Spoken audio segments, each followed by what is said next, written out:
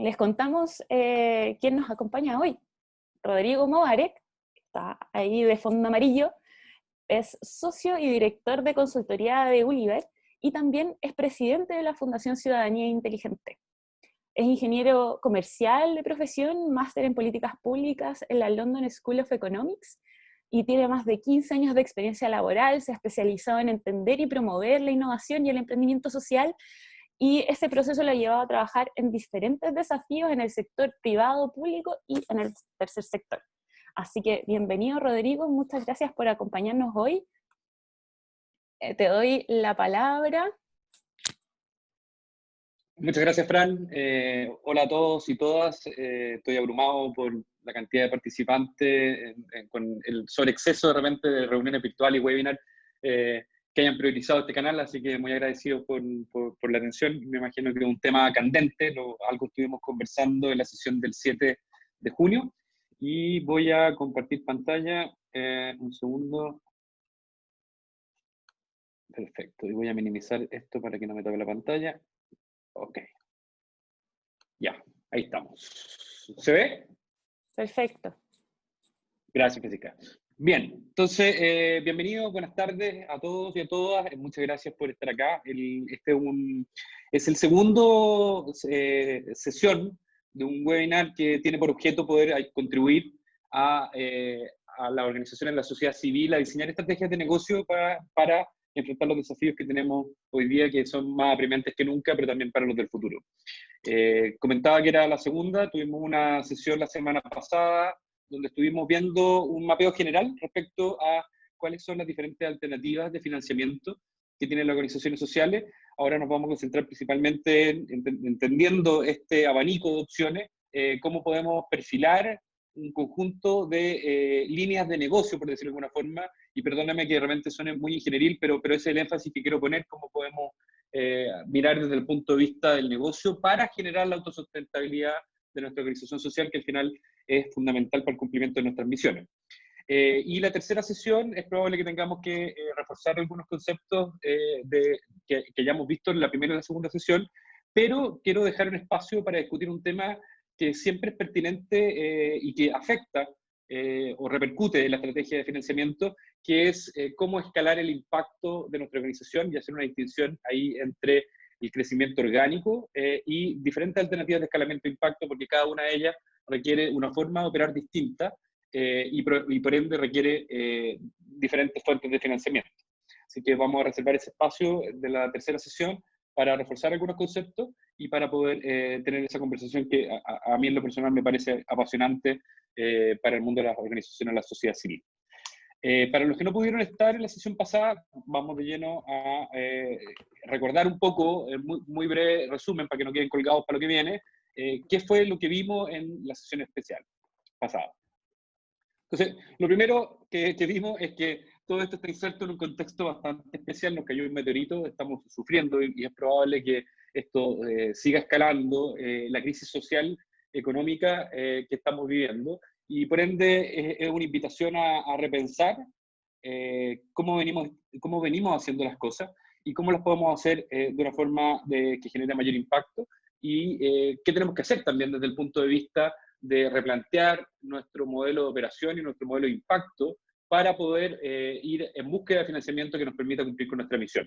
Y en esa conversación veíamos, tratando de tener, y aquí siempre pidiendo disculpas por tener una interpretación de un tema tan complejo, pero va a dar mi opinión por lo menos, creía que habían 3 caminos de acción, esta fue la última lámina resumen, respecto a las organizaciones de la sociedad civil, para enfrentar el contexto que estamos viviendo. Lo primero era reposicionarse colectivamente. Hemos visto, lamentablemente, en muchos casos bypaseado, principalmente porque llegar directo con la ayuda desde el punto de vista empresarial y desde el punto de vista político tiene más dividendo. Y hemos visto cómo este contexto de que esta frase que se dijo el ministro de que no conocemos la realidad, un poco una bofetada para decir, pucha, acá tenemos un desafío importante de reposicionamiento colectivo, pero también de reposicionamiento individual, como les decía antes, volver a pensar qué es lo que estamos haciendo, qué cambia, porque sin duda pretender que todo va a cambiar es casi tan iluso como creer que nada va a cambiar. seguro hay mundos que mueren y mundos que emergen, y eso también genera oportunidades, y es parte de la conversación que cada uno de nosotros debiera tener en sus organizaciones para repensar su teoría de cambio y poder reposicionarse individualmente. Y finalmente, un tema complejo, una de las cosas que probablemente llegó para quedarse, hay muchas incertidumbres, pero una de las certezas es la emergencia explosiva del mundo de la tecnología y la digitalización, y esa ha sido una conversación compleja desde el mundo de la organización en la sociedad civil, pensando en la importancia de la cercanía del beneficiario. Como decía la vez pasada, es probable que hay procesos directos con el beneficiario que no se pueden hacer virtual, pero sí hay parte del proceso que presenta oportunidades, y eso obviamente tiene repercusiones en lo financiero. Después, lo que hicimos fue mapear las diferentes oportunidades de financiamiento, entendiendo que hay una gradiente entre aquellos tenedores de fondos que tienen mayor interés en generar impacto social o aquellos que tienen mayor motivación por generar impacto económico, y después hicimos un desglose del tipo de organizaciones y qué tipo de opciones, de abanico, de servicios, de fuentes de financiamiento tienen, desde venta de productos o servicios, donaciones, inversión de impacto, financiamiento filantrópico y fondos públicos. Y un poco, yo diría que lo más importante, súper básico, pero para mí muy importante la sesión pasada, se ve reflejada en esta lámina, que es orientación hacia el cliente.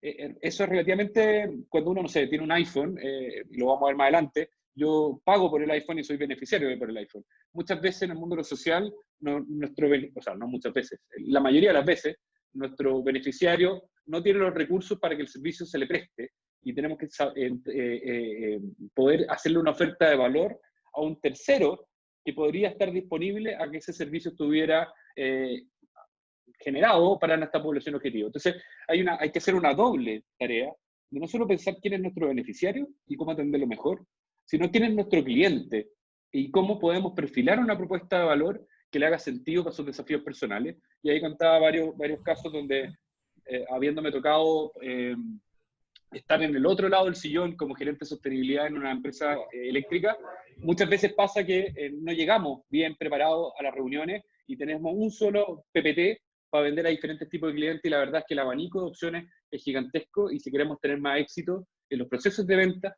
tenemos que ser capaces de poder entender el dolor de nuestro cliente y poder adaptar nuestra oferta de valor para que no solo se haga cargo del impacto en la población objetivo, sino que también se haga cargo del dolor del cliente. Y para eso mandamos una actividad práctica para la casa, para tener una reflexión en torno a identificar 2, 3 clientes nuevos o quizás clientes actuales que no hemos atacado suficientemente bien, y dar vuelta un poco a la tortilla y pensar desde el punto de vista de él, como cliente, cuál es el dolor, cuál es el beneficio que busca, cómo mi producto aporta valor a ese dolor, y finalmente, algo que suena básico, pero hacemos poco, es qué tenemos que adaptar de nuestra oferta de valor o de nuestros productos y servicios para hacernos cargo de esa propuesta de valor. Entonces, espero que hayan podido darle una vuelta a estos 3 conceptos. Vamos a seguir profundizando en la sesión de hoy día respecto a ello.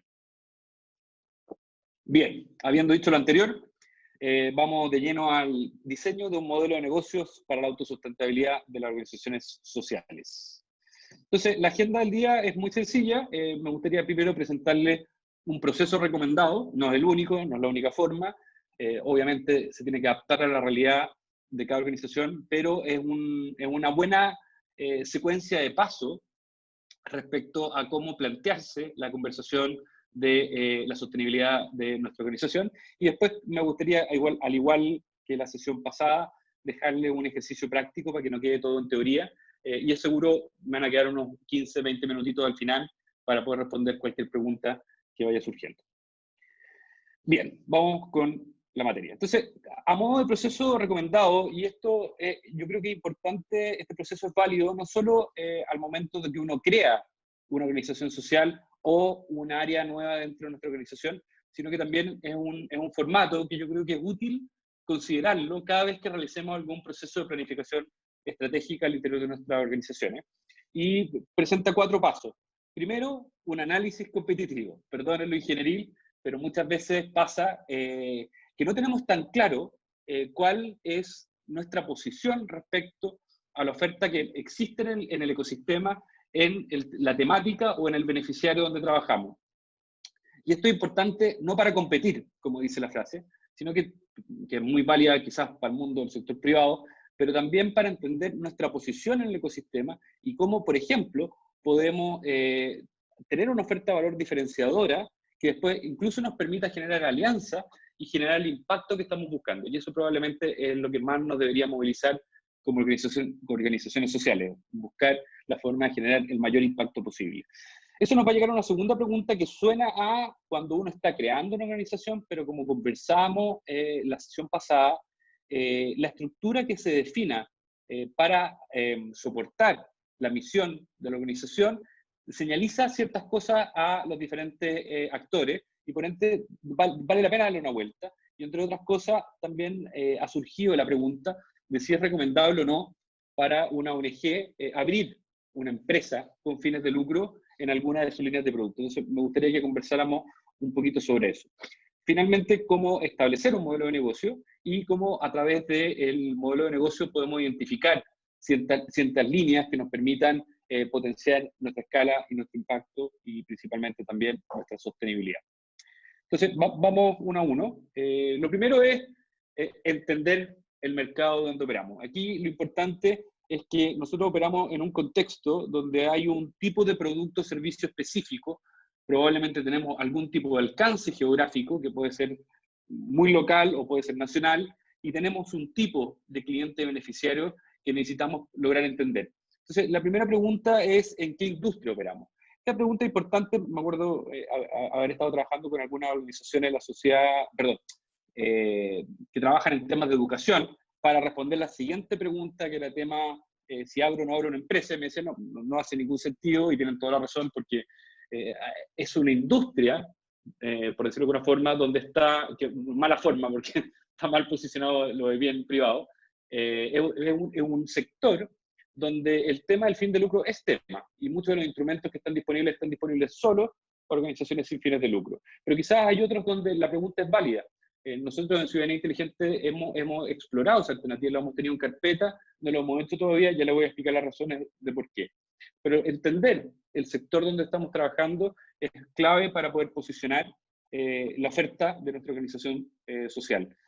Después, la siguiente pregunta es ¿cuáles son los productos, cuáles son los clientes, cuáles son los beneficiarios y el alcance que mi organización comparte con otras organizaciones similares? Quizá donde yo opero no hay ninguna más que se haga cargo de mi beneficiario, quizá donde yo sí hay otras organizaciones que se hacen cargo tangencialmente de algunas cosas de las cuales nosotros no hacemos cargo, pero es poder tener mapeado el conjunto de organizaciones que hacen cosas similares para poder entender cuál es su oferta de valor, dónde nosotros podemos posicionarnos en un aspecto particular donde tengamos mayor experiencia o activos para efectivamente posicionarnos en esa lógica y en un segundo lugar encontrar oportunidades de generar alianzas.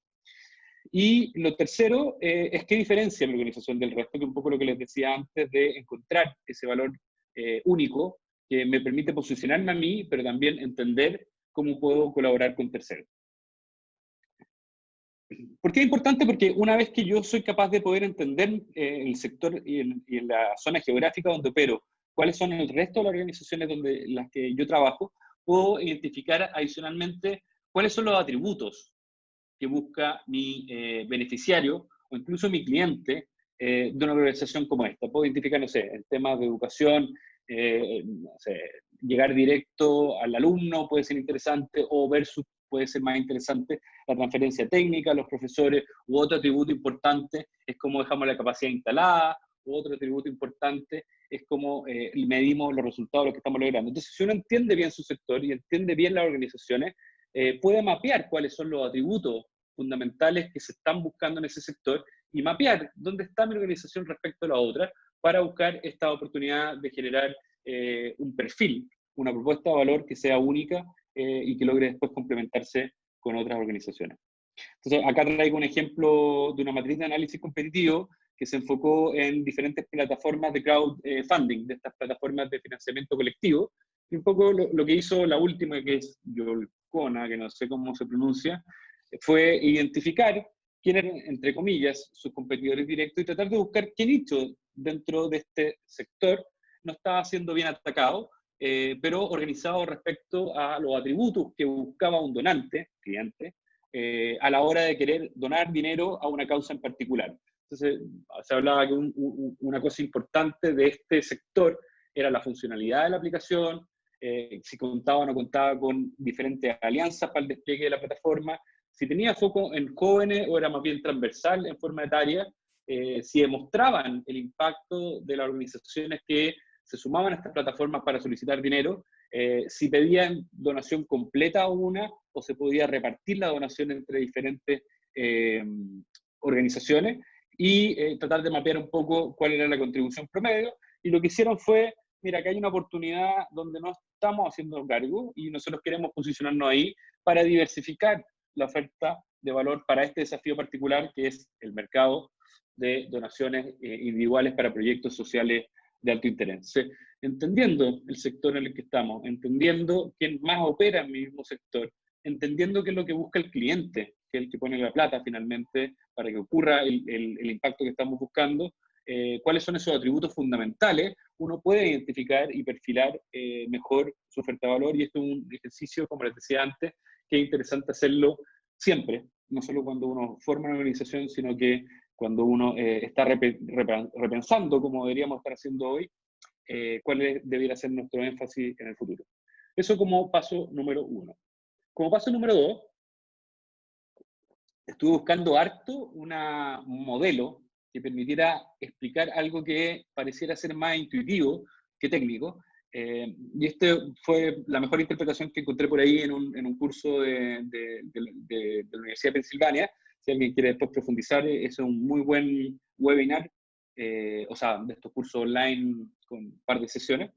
Y un poco lo que dice este modelo, que es como una espina de pescado, es que al momento de seleccionar el tipo de estructura organizacional ideal que necesitamos generar, si es que estamos partiendo, o si estamos pensando crear una nueva organización y tenemos la duda si debería ser con fines de lucro o sin fines de lucro, qué tipo de organización debería haber, puse la gradiente al final de la columna, entonces teniendo en un extremo, como lo vimos en la sesión pasada, las organizaciones sociales sin fines de lucro, que viven solo de donaciones, aquellas que cuentan con algún tipo de intercambio comercial, estas nuevas organizaciones híbridas, que un reflejo de ello está bien posicionado en Chile, las empresas B, que son empresas con fines de lucro, pero que parte importante de su misión está en generar un impacto social y ambiental positivo, y ya yendo a organizaciones más tradicionales que incorporan o no algún tipo de impacto social, ya sea a través de responsabilidad social empresarial, valor compartido, etc.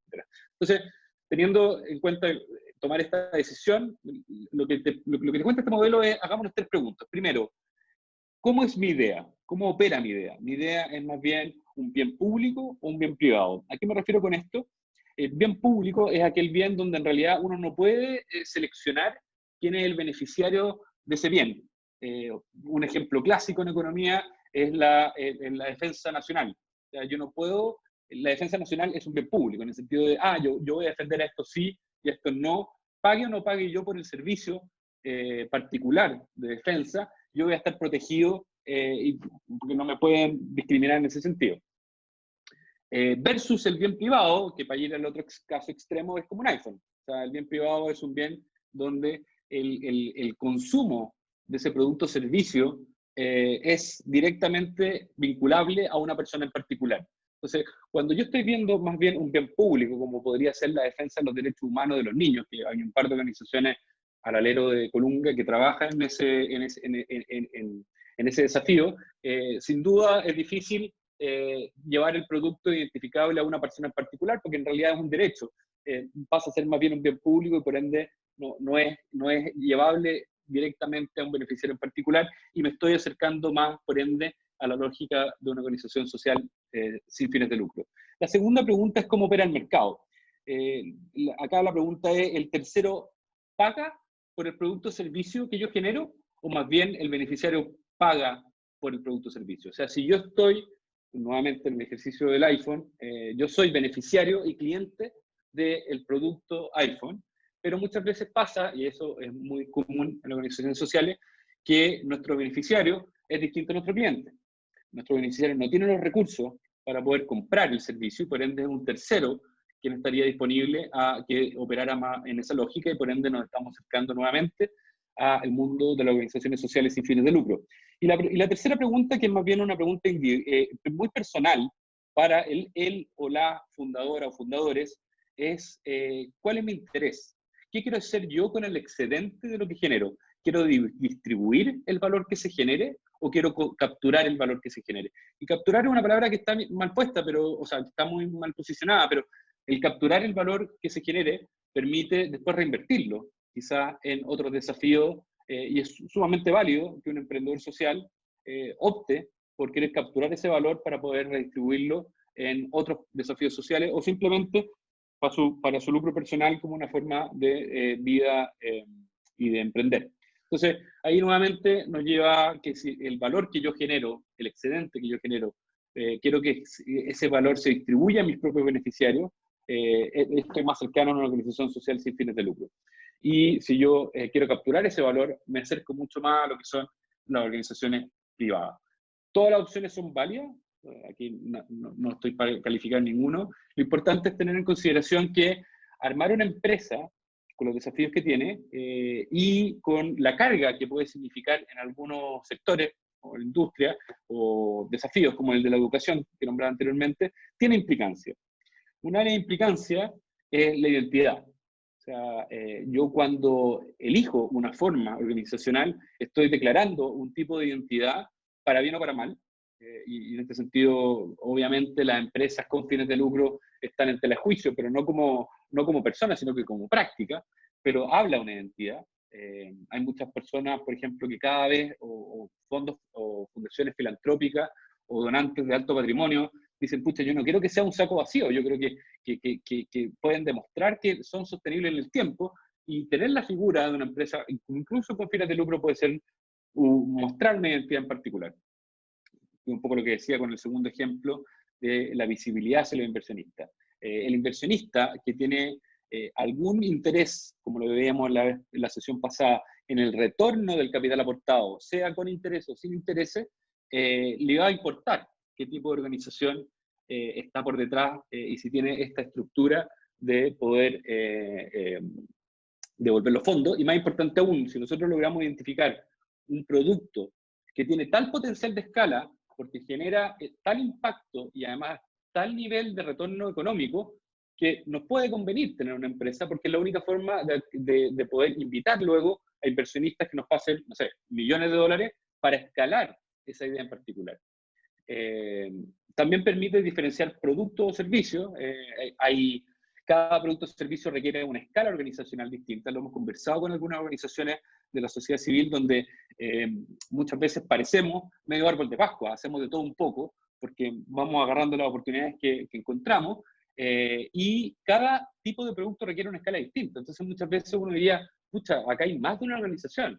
Quizás si separáramos, y ahí la pregunta nueva es, la nueva organización que armo, la armo con qué figura, te permite poder reconocer que una organización que se dedica a incidencia requiere un tipo de cultura organizacional, un tipo de perfil muy distinto al que requeriría alguna fundación que quiere estar completamente en terreno, directamente relacionado con los beneficiarios. Entonces, hay ahí una diferenciación de producto y de cultura que es importante darle una vuelta.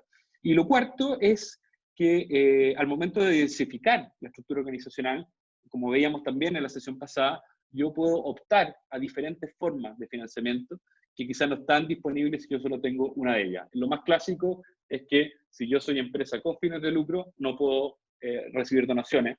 Y si yo soy organización sin fines de lucro, es muy difícil recibir inversión de capital para hacer crecer a una escala mucho mayor la organización que estoy desarrollando. Entonces, acá, de nuevo, algo que es súper intuitivo, quise tratar de tangibilizarlo en un par de preguntas a la hora de cuestionar si es relevante o no el tipo de estructura organizacional y si es deseable o no abrir una organización con fines de lucro al alero de la misión de la ONG. Bien, paso 3, la definición del modelo de negocio. Acá quiero ocupar una herramienta clásica, yo creo que muchos de ustedes conocen esta herramienta, igual voy a hacer un repaso de ella a nivel general. No la voy a ocupar exactamente igual que como está, pero acá está la base de algunas preguntas que tenemos que ser capaces de poder responder. Algo de esto ya estuvimos viendo en la sesión pasada, sobre todo con la tarea para la casa, pero voy a profundizar en ella a lo largo de la presentación. El Canvas, el modelo de negocio, tiene 3 grandes partes que pueden identificarla al momento de poder ir trabajando con ella. La primera es cómo se crea valor, cuál es el valor que yo creo. Uy, acá hay un error, se pusieron mal los símbolos, disculpen. Claro, la primera está bien, es cómo yo creo el valor. La segunda es cómo yo entrego el valor, que debería haber estado en la zona que es más bien amarilla. Y la tercera pregunta es cómo capturo el valor. Entonces, vamos a estar viendo estas secciones en forma individual para poder profundizar. La primera, que es cómo creo valor. Nada, esto fue lo principalmente que estuvimos trabajando, esta mirada en la sesión pasada, es poder tener una mirada desde el punto de vista del cliente. Y como les decía, para las organizaciones sociales, cliente no es igual a beneficiario. Y es bueno, aunque suene obvio, hacer esa distinción y hacer la distinción de que incluso una empresa con otra que parecieran ser muy similares son clientes completamente distintos. Si nosotros queremos tener éxito en nuestros procesos de venta, tenemos que ser capaces de identificar cuál es la diferencia de esos clientes. Y para eso hay una primera pregunta de ¿para quién creamos valor? Y aquí tenemos que hacerla nuevamente doble. ¿Para quién creamos valor? Ya sea para el beneficiario o para el cliente potencial que puede pagar por ese servicio. ¿Cuáles son nuestros clientes más importantes? ¿Qué clientes podría pagar por el servicio que nuestros beneficiarios no pueden pagar? Etcétera. Entonces, ahí identificar diferentes tipos de mercado, algunos que pueden ser muy de nicho, como puede ser una problemática bien particular, o algunas que tiene que ver con diferenciar el tipo de cliente o un tipo de beneficiario, porque me va a llevar a un tipo de cliente distinto.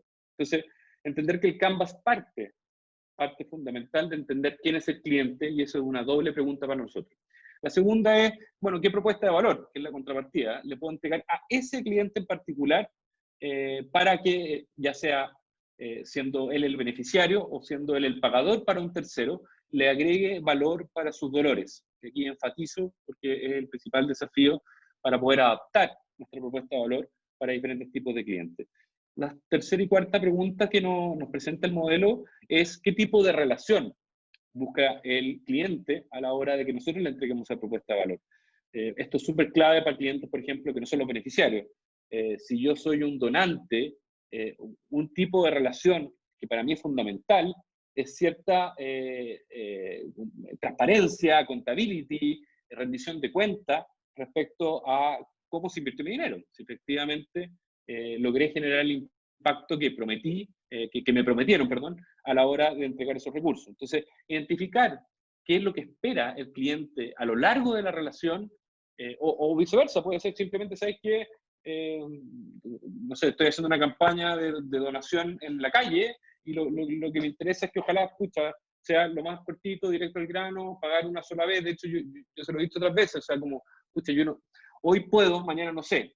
Prefiero pasarte, no sé, quizás más plata hoy en día, pero no comprometerme mensualmente. Entonces, entender cuál es el tipo de relación que quiere con el cliente en el tiempo es una pregunta también que tenemos que tener clara, porque muchas veces, y a nosotros nos ha pasado en la fundación, un error garrafal es perder de vista nuestro donante o nuestros clientes y a la larga no fidelizarlo.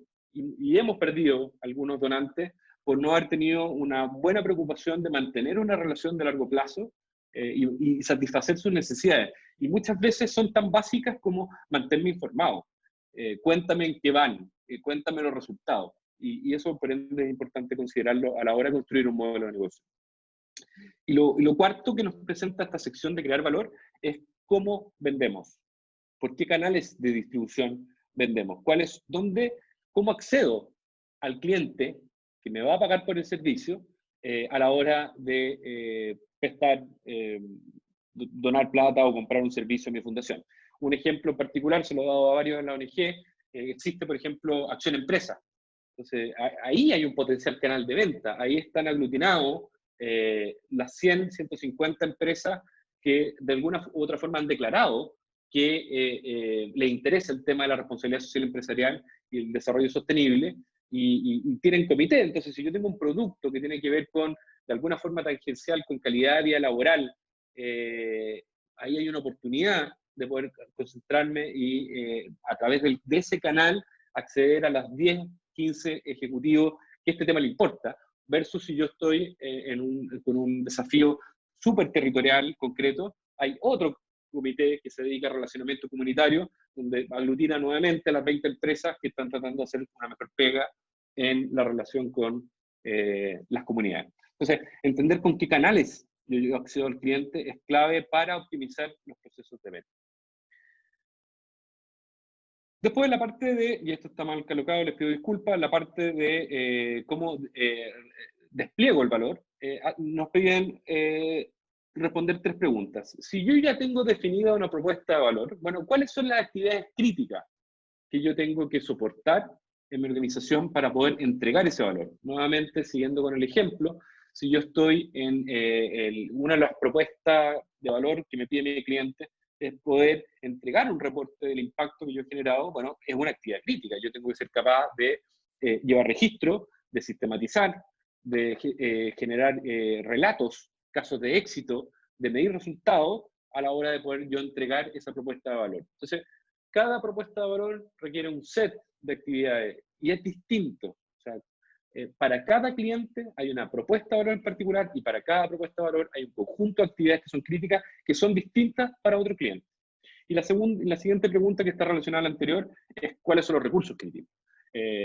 Nuevamente, si yo, el tipo de cliente busca que yo tenga una relación directa con el beneficiario, incluso poder vincular al beneficiario con el donante o con el que me compra el servicio, yo tengo que ser capaz de generar un ejército de voluntarios o de profesionales que tengan una relación directa con cada uno de los beneficiarios, y pasa a ser un recurso crítico el voluntario o el coordinador territorial a la hora de poder entregar mi propuesta de valor.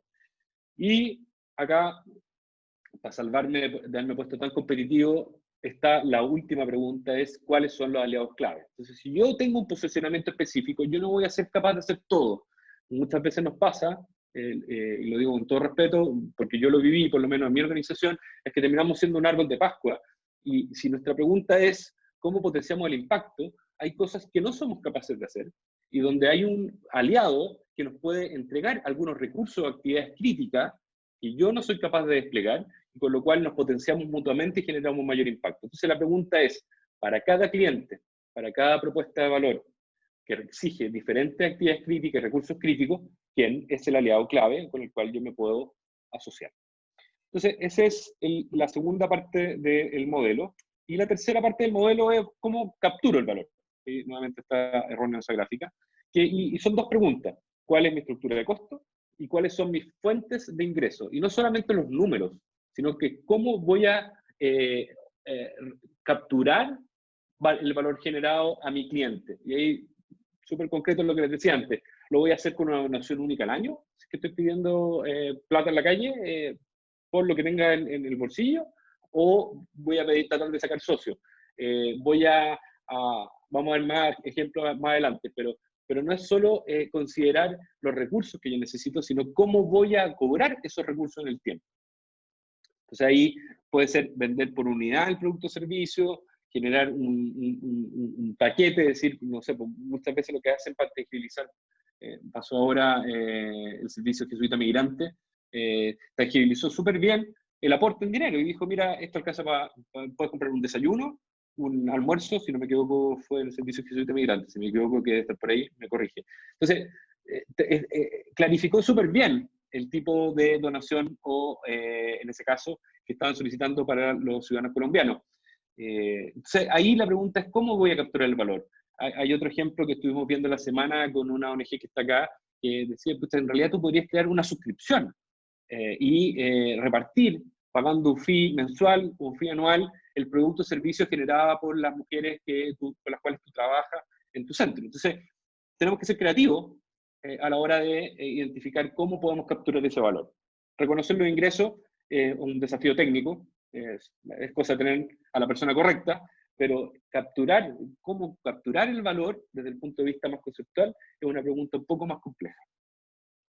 Entonces, acá traigo un ejemplo súper concreto de una empresa B, de hecho, que se llama Toms, que son unos zapatos muy estilosos, pero que tienen la gracia que su oferta de valor se posicionó en que yo compro un zapato y ese mismo par de zapatos de la misma calidad es regalado a un niño que lo necesita en alguna parte del mundo. Entonces, su propuesta de valor, que es una empresa completamente particular, lo que buscaba solucionar un problema que está súper escondido, pero muchas veces pasa, a los que están más cercanos a ese mundo, hay niños que desertan escolarmente probablemente en territorios más vulnerables que Chile, pero de seguro también nos pasa en Chile, simplemente por no tener zapatos. Entonces, identificando ese dolor, construyó una empresa. No es que armó una empresa y generó un plus de agregarle valor y con impacto social, sino que armó una empresa que se hacía cargo de un desafío social y la invitación al cliente es, a ti que te gusta el diseño, pero también te importa el bienestar de todo, compra un par de zapatos y el mismo par de zapatos se lo regalo a un niño que lo necesita. Entonces ahí se ve, tenemos dos tipos de clientes. El cliente beneficiario, que son las personas vulnerables, en este caso sin zapatos, y el consumidor consciente, que valora, porque no todos lo van a valorar, o sea, no pretenden comerse todo el mercado de zapatos, pero sí hay un nicho de consumidores que sí están preocupados del tipo de compra que están realizando.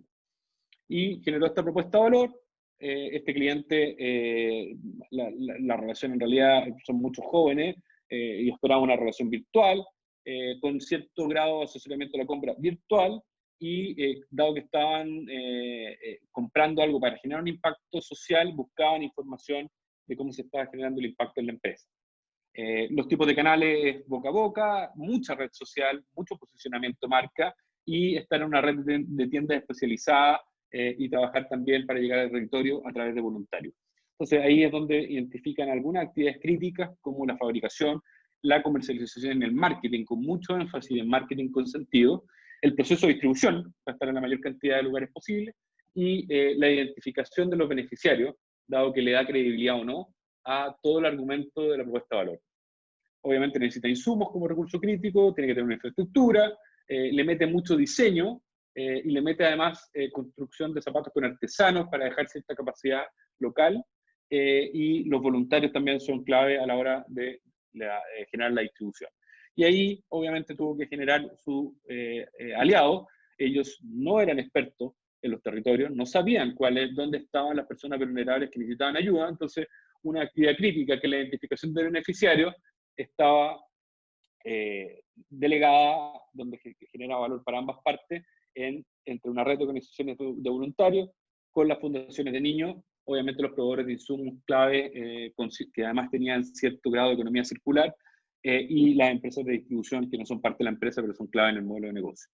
Los costos de fabricación son probablemente los más importantes, pero como les decía, dado que parte importante de su modelo de negocio se basa en generar una identidad de marca con impacto, la publicidad y los costos de distribución también eran muy relevantes. En este caso era súper sencillo, la fuente de ingreso, cobro por cantidad de zapatos, pero ahí es donde tenemos que identificar qué es lo más vigente para nuestro producto o servicio.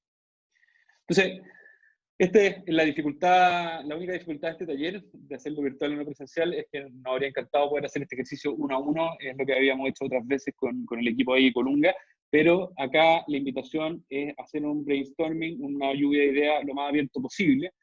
Entre más específicos seamos respecto al tipo de beneficiario, más específicos vamos a ser respecto al tipo de cliente que podría estar disponible a pagar por el producto o servicio.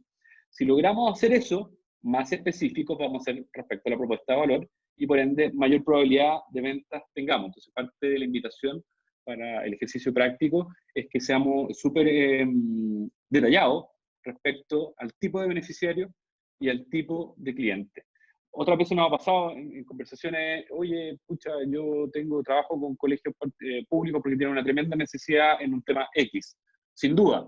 Pero ¿qué pasa con los colegios particulares privados?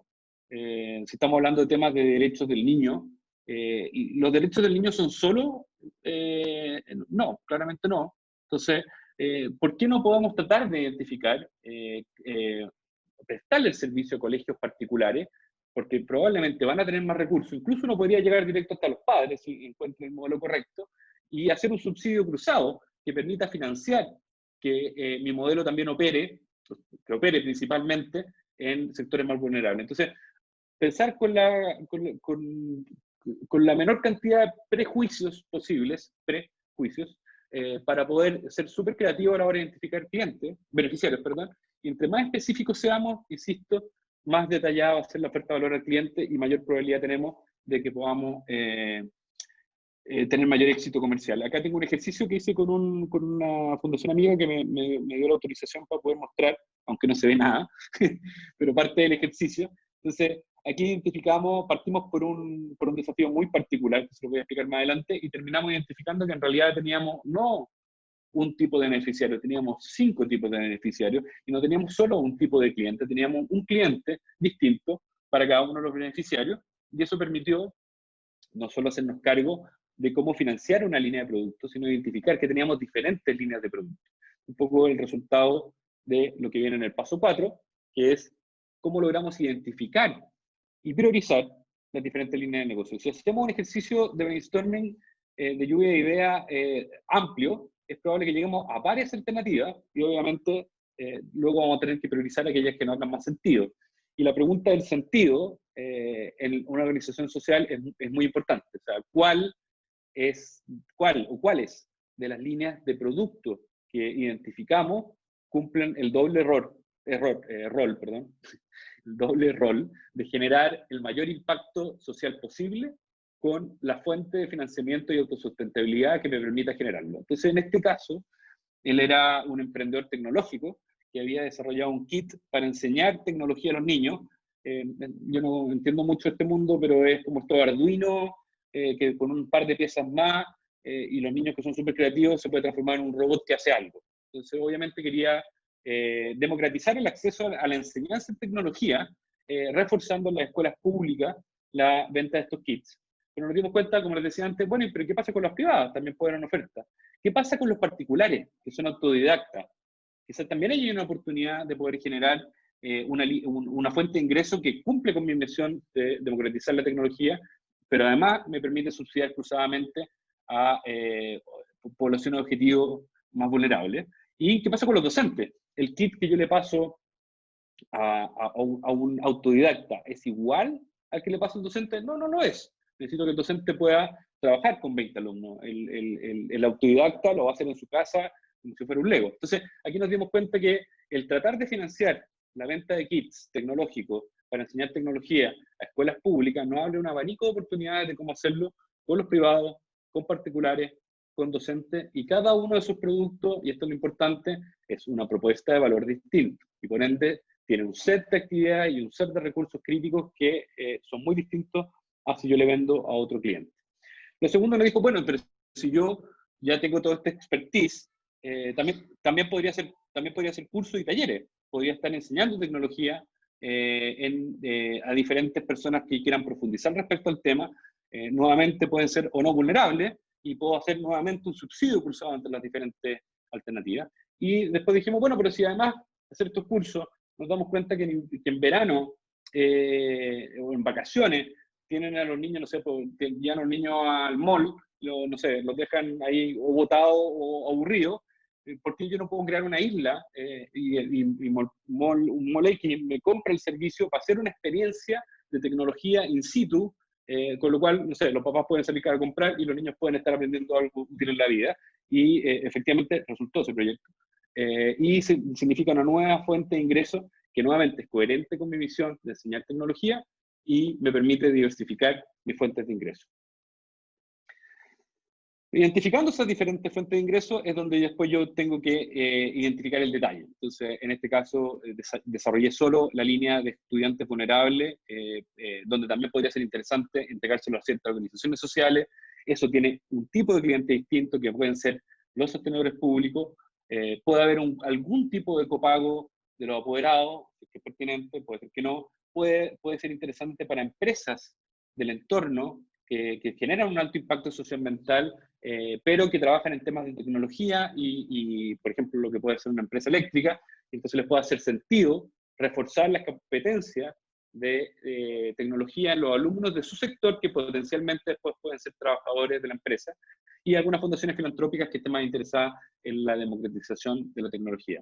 Acá la oferta de un kit para alumnos por nivel, para uso colectivo, probablemente con un instructivo para el profesor y una asistencia semipresencial, porque el objetivo es llegar a la mayor cantidad de alumnos posible.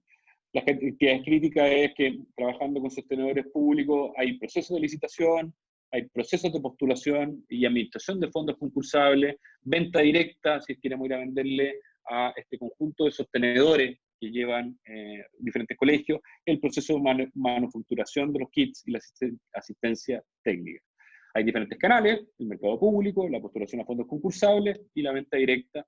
Hay diferentes recursos críticos y hay diferentes formas de financiamiento, que es lo que les decía, esta última línea, desde fondos no reembolsables, que es lo que nos podría entregar una fundación filantrópica, el pago por unidad, si existiese apoderados que pudieran hacerlo, o colegios apoyados por organizaciones que sí tienen fondos, sostenedores que sí tienen fondos para financiarlo, o como venta de servicios de responsabilidad social empresarial a empresas del entorno. Entonces, haciendo este ejercicio lo más abierto posible, que es un proceso de divergencia, luego lo importante es poder converger a un conjunto de líneas de negocio que sean interesantes y poder respondernos en detalle cada una de estas preguntas. Bien. Sí, ya, justo una hora, que no, me queda un par de minutitos. Entonces, para poder tangibilizar este ejercicio, esta mirada, es donde les propongo un ejercicio práctico que no vamos a hacer ahora, pero que se los dejo como actividad recomendada por si quieren profundizar respecto a construir un modelo de negocio, para después dar un par de minutos para poder hacer preguntas o respuestas o comentarios si es que lo hubiera. Entonces, ahora, una de las cosas por las que yo no ocupo el Canvas literal es porque en realidad el Canvas uno tendría que hacer una de esas fotitos que le mostré por cada cliente en particular. Entonces, solo mira un desafío. Yo prefiero mirarlo más bien como una mirada más de círculos concéntricos, donde yo tengo un tipo de beneficiario que, como les digo, entre más detalle puedo generar, mayor especificidad después de identificar el cliente. Se puede identificar diferentes tipos de beneficiarios, cada uno de los beneficiarios puede incluso tener 1 o 2 o 3 tipos de clientes distintos, para los cuales voy a tener que construir diferentes propuestas de valor, de las cuales cada una va a tener una actividad y un recurso clave distinto, y cada uno de esos recursos y actividades clave distintas va a tener una alianza. Entonces, si este ejercicio, que es mucho más fácil hacerlo con post-it y en un papelógrafo, va a terminar siendo ahora más bien un ejercicio mental, pero la idea es poder trabajar desde la mirada del beneficiario, identificar la diversidad de clientes y la diversidad de propuestas de valor y actividades de soporte que requiere para construir diferentes líneas de negocio. Acá les traigo otro ejemplo. Este era un proyecto súper interesante de renovación urbana en una playa pública de Antofagasta, donde en realidad no había fuente de financiamiento. Entonces dijimos, ay, pero si yo estoy dándole un valor a la familia antofagastina, porque estoy recuperando una playa que curiosamente Antofagasta, no curiosamente, pasa que no tienen playa, entonces todas las playas son artificiales. ¿Quién podría estar interesado en que eso ocurra? Mira, quizás la DIVAM, que ve todo el tema, imagínense la media vuelta para llegar a la DIVAM, que puede estar interesada en la promoción de la cultura en un espacio público, puede ser un potencial cliente que nos pase, de nuevo, recursos pecuniarios o no pecuniarios, y generamos cierta infraestructura para la lectura esporádica, con un sistema de préstamo flexible, incluso lo podemos complementar con venta de libros. Entonces estamos agregándole un valor que genera un impacto positivo, con un modelo de sustentabilidad que permite rescatar, o sea, sustentar un proyecto que no tenía financiamiento. Y haciendo este brainstorming más en profundidad, llegamos a identificar varias líneas de negocio. Bueno, pero si voy a hacer eso, podría poner una cafetería. O sea, no solo la gente va a compartir a la playa a hacer juegos familiares, podría estar vendiendo algo, y yo como tengo ¿cómo se llama? La concesión, soy el único que puede ofrecer el servicio. Entonces, si pasa eso, puedo tener una cafetería, pero si además tenemos unos food trucks, yo podría estar cobrando por el arriendo de espacios comerciales para poder entregar más valor a los antofagastinos y financiar este proyecto de mantención y renovación urbana, y podría estar produciendo alguna actividad recreativa o culturales que le agregan nuevamente más valor al proceso de renovación urbana y más fuentes de ingresos. Entonces generamos un diferente línea de negocio para un proyecto que originalmente no tenía financiamiento. Entonces, dado que no puedo hacer el canvas con, o sea, este pliego gigante con post-it, vamos a tener que llevar a fila de columnas el desafío. Les propongo este formato de tratando de identificar beneficiarios siendo entre más específico posible. Vamos a poder identificar diferentes tipos de clientes, cuál es la propuesta de valor para cada cliente, cuáles son las actividades de recursos críticos y cuáles son las alianzas clave para poder generar estas actividades y recursos críticos.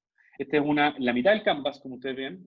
Nos falta toda la parte de capturar valor, pero primero hay que entender la lógica, y ese es el desafío de esta sesión, de cómo estructurar un modelo de negocio que identifique diferentes líneas de producto que me permitan cumplir con mi visión y diversificar mis fuentes de financiamiento. La instrucción es, creo que ya la he repetido varias veces: identificar el beneficiario, los clientes, la propuesta de valor, la actividad de recursos críticos y las alianzas clave. Se lo dejo igual escrito, les vamos a hacer llegar esta presentación para el que quiera hacer el ejercicio práctico, como ayuda a memoria respecto a los pasos. Y eso es lo que teníamos preparado para el día de hoy. Entonces dejo abierto ahí espacio de preguntas o respuestas. De hecho voy a dejar de compartir para poder vernos. Genial, muchas gracias Rodrigo por la sesión de hoy. Estamos súper bien en el tiempo, así que vamos a seguir con las preguntas del chat. Y Consuelo González pregunta, dice, hola, para vender mi servicio al sector privado y con esa rentabilidad poder aportar a las comunidades más vulnerables que no pueden pagar por él, ¿necesito obligatoriamente abrir un RUT de empresa privada o lo puedo hacer siendo fundación? No, siendo fundación de todas maneras se puede. De hecho, yo creo que es bastante indistinto. O sea, no hay, primero, me desordené. No hay ninguna restricción para venderle a una empresa, ya sea uno con fin de lucro o sin fin de lucro, porque la empresa privada va a contratar el servicio independiente de mi personalidad jurídica, por decirlo de alguna forma. La pregunta que hay que hacerse más bien es, ¿qué genera más valor para la empresa? Puede ser, que no sé, que esa empresa en particular, uno no va a estar creando una organización para cada tipo de cliente, no quiero decir eso, pero es más bien la pregunta del sector que les decía antes. Si yo trabajo en educación, muy difícilmente voy a armar una empresa privada, en el sector no está posicionado en el fin de lucro, entonces sería como señalizar a mis potenciales clientes una cosa negativa. Pero quizás hay otros que sí, que dicen, mira, sabes que yo soy empresa, yo trabajo en temas de emprendimiento local, y me gusta trabajar con gente que arma empresa y que tiene el desafío de parar la olla, que no tiene donantes, que tiene que trabajar con su propio flujo de caja. Entonces, si voy a contratar una organización que me apoye en generar capacidad emprendedora en los territorios donde yo opero, voy a privilegiar una empresa porque, no sé, culturalmente me siento más cercano a eso. Entonces, para responder, no es obligación. Tanto uno siendo fundación o siendo empresa le puede vender a empresas que tienen áreas de responsabilidad social empresarial, pero preguntémonos qué señalizamos cuando elegimos un tipo de estructura en particular y no otra. Perfecto, muchas gracias. Hay otro comentario, pero creo que también diste otro ejemplo durante la presentación con Toms. Dice, una opción desconozco si es la única en funcionar como Late, la marca que vende sus productos y con sus ganancias financiar acción social. Lo otro es desde empresa colaborar por medio de RSE. Pero claro, un poco lo que preguntaban antes.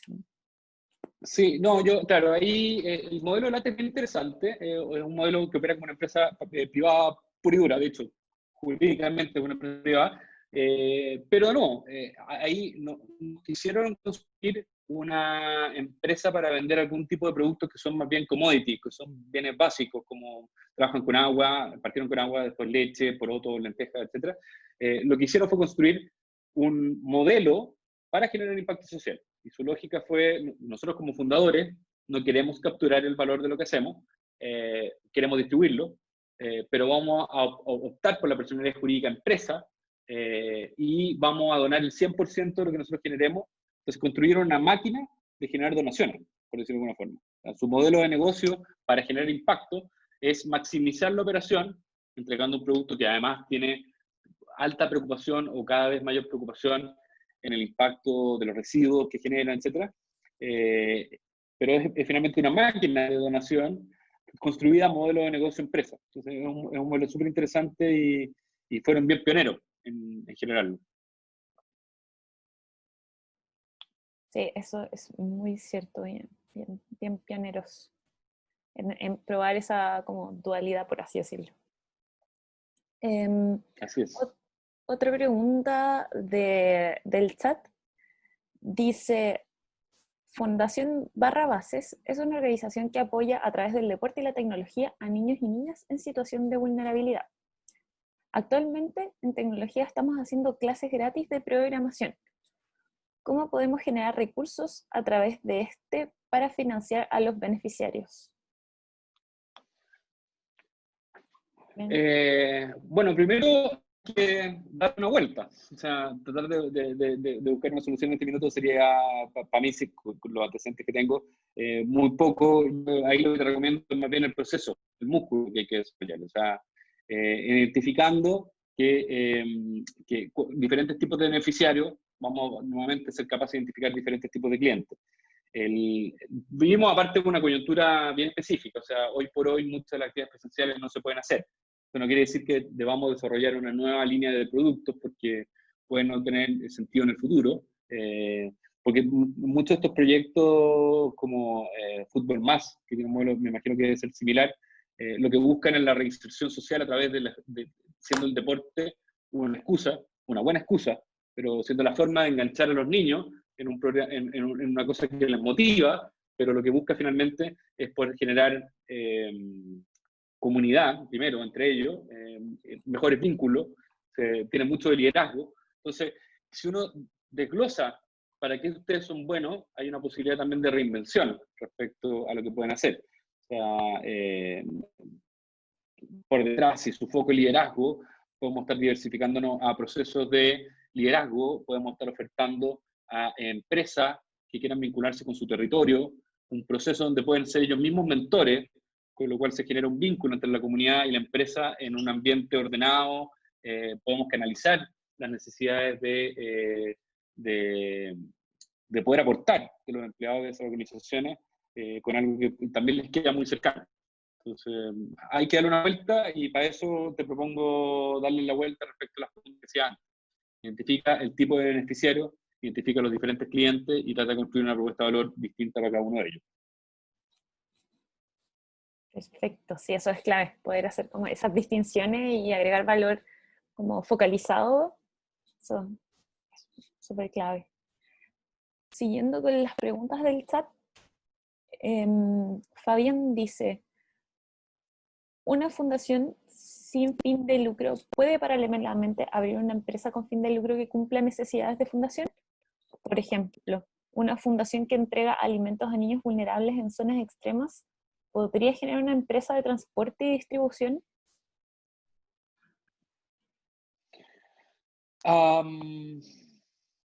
Hay que ver caso a caso. Ahí escapa un poco mi expertise.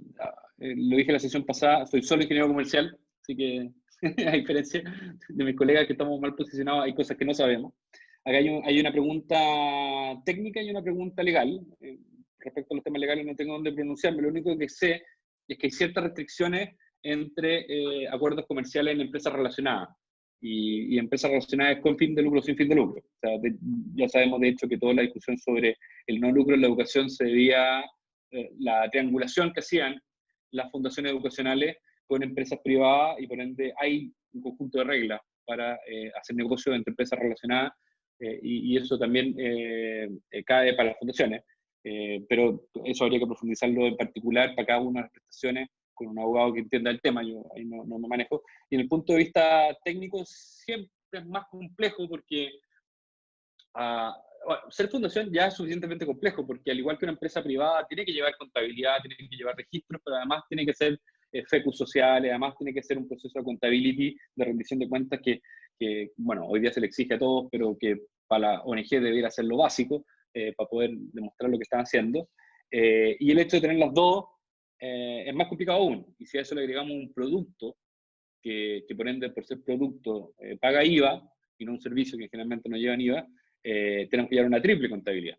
Entonces, por eso la pregunta respecto a si abrir o no abrir una segunda organización, cuando ya tenemos una, o cuando estamos creando una, es importante considerarla en todas estas preguntas iniciales, de cómo opera mi entorno, cómo opera mi industria, qué identidad quiero generar, qué es socialmente válido para el sector donde trabajo, porque al final armar una organización es complejo. Entonces, hay que darle una buena vuelta, y ahí proponía un par de preguntas o distinciones a la hora de tomar decisiones respecto a eso. Perfecto. Aquí hay otra pregunta más o menos parecida, quizás puede ser más respecto a tu experiencia.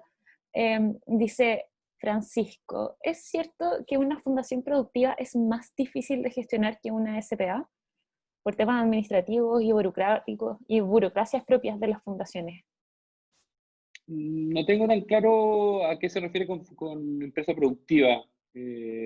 O sea, fundación productiva. Supongo que se refiere como a que... fundación, ya. O sea, tengo productos. Entendiendo que soy una organización que produce algo, si el ser fundación es más difícil que gestionar con una SPA. Bueno, un poco lo respondí en la pregunta anterior. Se suman más exigencias, diría yo, a las tributarias y legales, que son las mismas que tiene una empresa. Se le suma procesos con el Ministerio de Justicia y procesos con tus stakeholders alrededor de tu organización en términos de rendición de cuentas. Entonces yo creo que sí, efectivamente, a priori, suena más difícil administrar una fundación productiva que una SPA, a priori. Súper.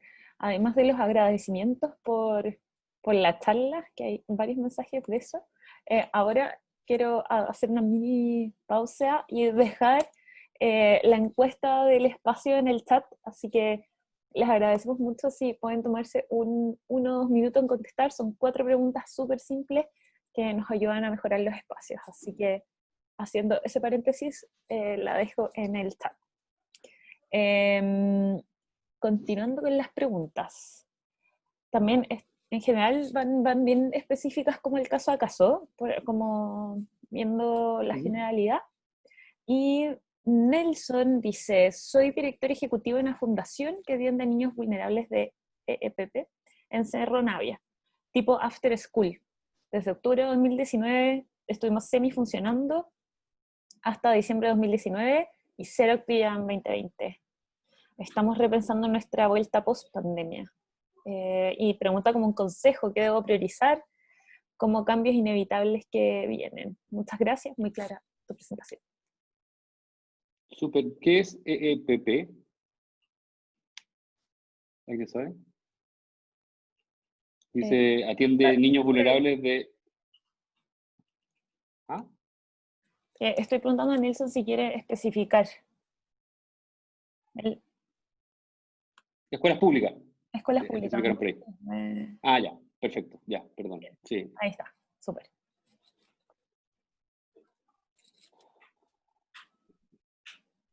Bueno, en este sector en particular es más complejo aún. Yo creo que si tu expertise es trabajar con niños vulnerables y tu foco ha sido el after school, yo creo que ahora tenemos un problema que es el homeschooling, que hoy día es una dificultad para todos los padres. Yo por lo menos no he logrado enganchar suficiente bien a mi hija y tampoco he hecho el esfuerzo. Valoro en este minuto más la paz del hogar y no traumar a los cabros respecto al colegio. Son muy chicos los míos en particular, entonces nos dedicamos más a jugar que a seguir las reglas del colegio. Pero hay un tema ahí que hoy que los padres estamos enfrentando y que por las cifras que estamos viendo lo vamos a enfrentar por un buen tiempo. Ya no sé si hace sentido hablar de año académico 2020, y hay un tema en salud mental en la familia, y eso que yo soy de los privilegiados que puedo hacer cuarentena, y en un ambiente, no sé, donde pueden mi hijo tener más espacio, etc. Entonces hay un tema de hacinamiento, hay un tema de estrés laboral, si a eso le sumamos al estrés de los padres por parar la olla en circunstancias donde tenemos niveles de desempleo que no habíamos tenido desde la crisis del 83, hay un tema de salud mental en relación con niños que pueden derivar en depresión, violencia, de hecho, está ocurriendo. Entonces, quizás hay una reinvención ahí, que alguna fundación filantrópica, alguna municipalidad, alguna empresa del territorio, algún conjunto de sostenedores podría estar interesado en poder hacer un tipo de acompañamiento a padres o apoderados para poder liderar el proceso de homeschooling que está siendo súper complicado para todos. Se me ocurre, a priori, así, siendo una lluvia de ideas rápida. Buenísimo.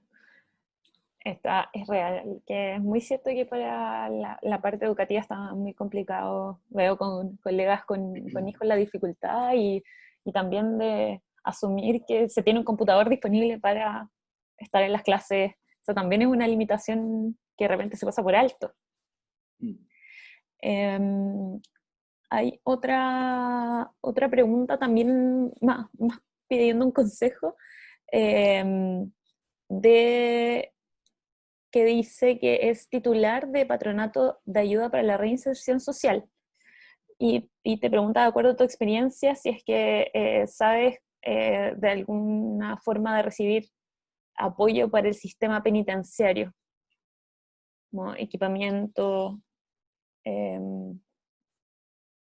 Ahí describe más bien en el chat, pero Sí. o a lo mejor si alguien de los asistentes conoce algún dato en particular, también lo podría dejar en el chat. Sí, solo puedo decir un par de generalidades que no sé si son muy obvias, pero eso es una población vulnerada, súper importante y súper difícil de financiar. Siempre son, entre los niños del Sename y la gente que está en situación de cárcel, son los más desvalidos de los desvalidos. Entonces, lamentablemente muchos priorizan, o sea, bueno, priorizan la entrega de fondos a proyectos de otro tipo, siendo que en realidad ahí está el foco. Si queremos evitar la reinserción, si queremos lograr la reinserción social y evitar, cuando hablamos de la perpetuación de la delincuencia, es porque no nos hemos hecho cargo de darle una solución. Entonces, hay un círculo vicioso bien complejo que, desde el punto de vista de fuentes de financiamiento, no es tan sencillo. Yo desconozco cómo opera penitenciaría respecto a contratación de terceros. Sin duda debe tener algunos programas de apoyo social, Proyecto B, que está por acá, quizás tiene mejores ideas que yo, que se dedica a la reinserción social de personas en situación de cárcel, pueda tener más ideas al respecto. No sé si alguien de la audiencia, para no monopolizar Sí, la conversación. ahí en el chat Es más, Martín sugiere Fundación Calén, que es de región de los lagos, pero que hacen una tremenda pega. buenísimo. Ahí Buenísimo. Y Proyecto B también entiendo que tiene un modelo muy interesante de reinserción social de personas en situación de cárcel, pero privada de libertad, en realidad, que quizás vale la pena conversar con ellos. Bien seco, en ese caso. Bueno, ya siendo las 4:17, Rodrigo, te queremos agradecer. Perdona, Sí. ¿puedo dar un mensajito final? De hecho, te iba a decir si querías agregar algo para cerrar, porque Súper. adelante. Entonces, los invito a hacer la actividad práctica que les había dicho. Una de las limitantes de no poder hacerlo de este taller en forma presencial es que me habría podido encantar que pudiéramos hacer este ejercicio.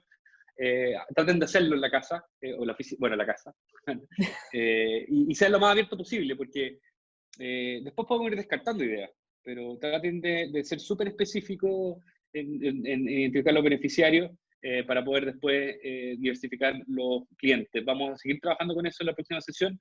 La próxima sesión vamos a hacer un recuento y vamos a ponerle foco en priorización de líneas de negocio para dar un buen espacio a que podamos conversar la otra pregunta que les lo invitaba, que es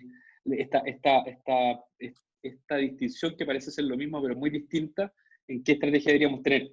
Si más bien una estrategia de crecimiento orgánico o de escalamiento. Parecen ser sinónimos, pero son completamente distintas. Es un tema que al menos a mí me apasiona. Así que nada, pues súper invitado el 8 de julio, si no me equivoco, 8 de julio, misma hora, mismo canal. Por si se pueden sumar, vamos a seguir esta conversación y vamos a profundizar en escalamiento de impacto. Genial. Muchas gracias a Colunga por la invitación. Siempre un privilegio poder acompañarlo. A ti, Rodrigo. Así que, bueno, estamos cerrando la sesión de hoy. Como les contaba Rodrigo, la siguiente de este tema de modelo de negocio y financiamiento va a ser el 8 de julio. Los vamos a mantener actualizados, así que síganos en nuestras redes, los correos que les enviamos, vamos a mantenerlo actualizado, así que difícil que se lo pierdan. También esta charla la vamos a subir a YouTube, así que también van a tener acceso a ella posteriormente si quieren revisar. Y nada más contarles que este proceso de estas charlas que estamos haciendo con Rodrigo también son parte de un proceso de columna de apoyo a las organizaciones que están dentro del programa de desarrollo social de Columna. Esas organizaciones de hecho también después tienen sesiones personalizadas con Rodrigo, así que esa también es una oportunidad de aprendizaje para nosotros. Así que muchas gracias por conectarse hoy. Como decía Rodrigo, es un privilegio para nosotros que elijan esta opción versus todas las otras que hay, que se den el tiempo de acompañarnos y de sintonizar con nosotros. Así que tengan una muy buena tarde. Y como Muchas siempre, gracias, Rodrigo. ahora No, muchas gracias, Nelson. prendemos la cámara, Gracias. nos despedimos. Eso. Gracias, Rodrigo. Gracias, Jessica. Que estén muy Gracias a bien. ustedes. Igual, gracias por la participación.